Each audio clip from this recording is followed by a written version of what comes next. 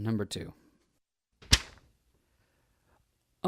How can I have a consistent sound through my breaks? So what you're saying is, I have this voice, ooh, and I have this voice, oh, and they sound nothing alike. Well, believe it or not, it's the same answer as number 1. Develop a mix, a blend between those two registers. It's almost the same question as number 1, but I hear it all the time. Number 3. How do I sing high without tension? They usually just say, relax, which is like telling a person who's bench pressing 450 pounds to relax while he does it. First of all, they create the tension with their techniques. Then they tell you to relax and say, there's something wrong with you because you're just unable to relax. Well, why not find a method which allows you to relax in the first place? That's what we will do. Our technique allows you to relax using some very familiar sounds that we've made all of our lives. So there's really no tension to begin with. Number 4. Can I increase my range to sing higher lower than I do now? How do I extend my range? In other words, he's asking, can I sing higher than what I'm already singing now? Well, most people will say, well, the range you have now is the range you were born with. But that's not true, because the range you have now is the range you were corrupted with. Because you see, most vocal instruction is really corruption. It causes tension. It causes lack of range. I know people who, when they began singing, they had pretty high voices.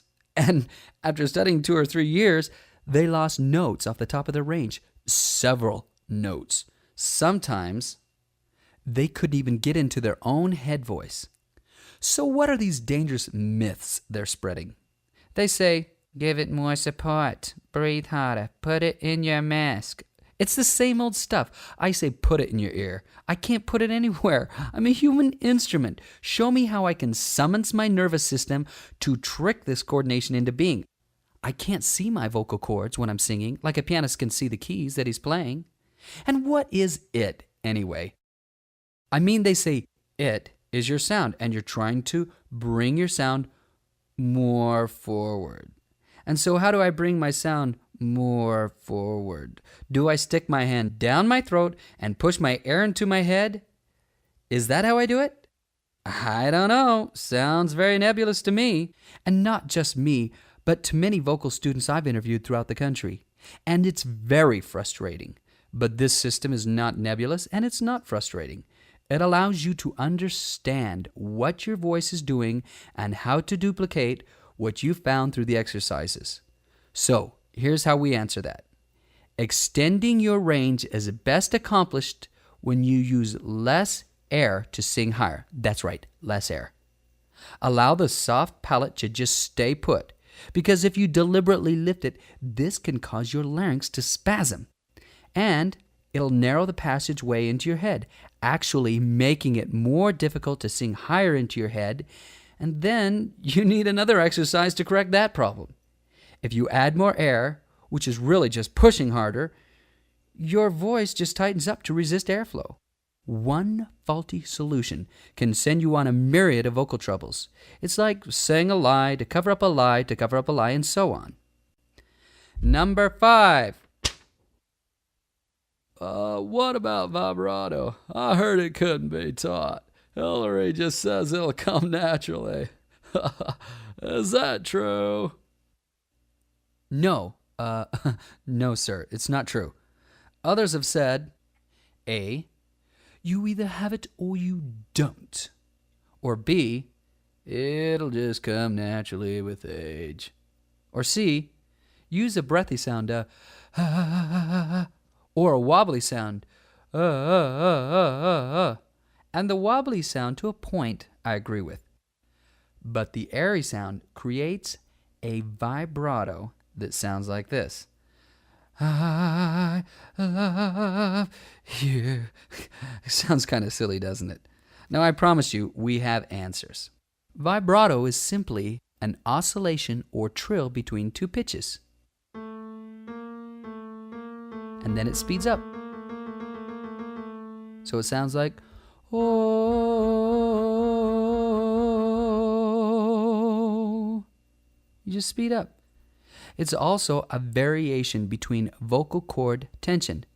Perhaps one of the greatest myths about vibrato is, it should be natural. So they're saying, you open your mouth and it simply comes. But singing is sustained speech. And you don't often hear someone walking around saying, well, hello, how are you? Unless, of course, there's a medical reason. See, vibrato is activated and deactivated at the will of the singer. Consider this. We've all initiated some kind of vibrato, just like a child imitates a siren. And he speeds it up, it's vibrato. Or a starting car. Or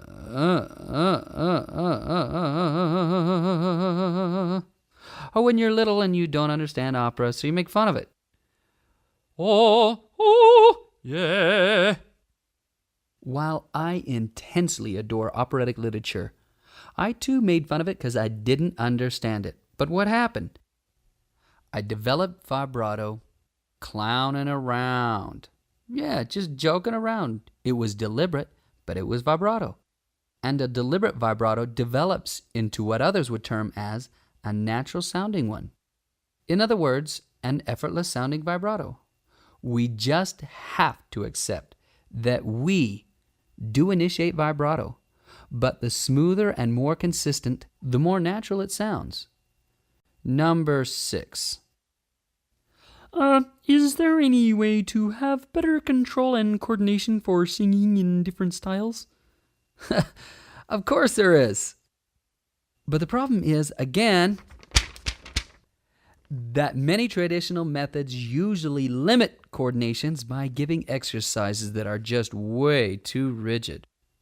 Or they confine you to just one style of singing, which does not stretch your abilities. They say, if you can sing opera, you can sing anything. So you have many opera singers singing, Amazing Grace, how sweet the sound, and saying, yeah, I can sing gospel, I love style, I love the blues. But that's not right. That's terrible. Really, if you have a technique that facilitates all styles, then you can sing anything. Let me give you an example. First, country. Amazing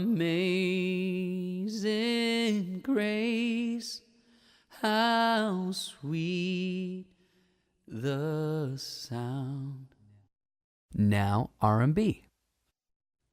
That saved a wretch like me. I once was lost.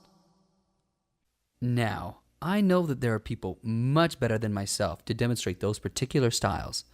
But the point is that I can still go back to classical. Amazing grace. And still be somewhat convincing. But I know of no opera singers who study opera exclusively who can even begin to sell a song in any style other than classical and sometimes musical theater.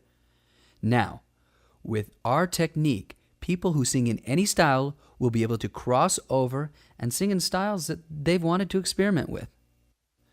Because we teach you with 3 processes. A, the imitation process, because style is more caught than taught. B, learn all styles, not just one. Do not limit yourself because elements from each particular style will cross over into other particular styles. C, we teach you the mechanics of style, which you will learn in this program. Number 7. How do you balance tone production? You know, too breathy or too squeezy? How do you balance that? Oh boy, here we go. This always seems to be the answer for everything. Why, just give it more support, dear, which means push harder.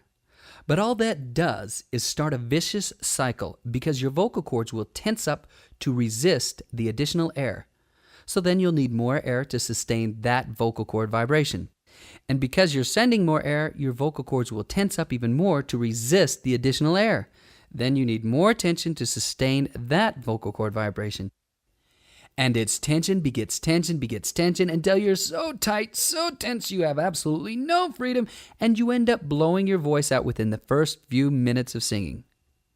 But I think the very best way to balance tone production is to learn to recognize when you're using too much muscle pinch, which is this sound.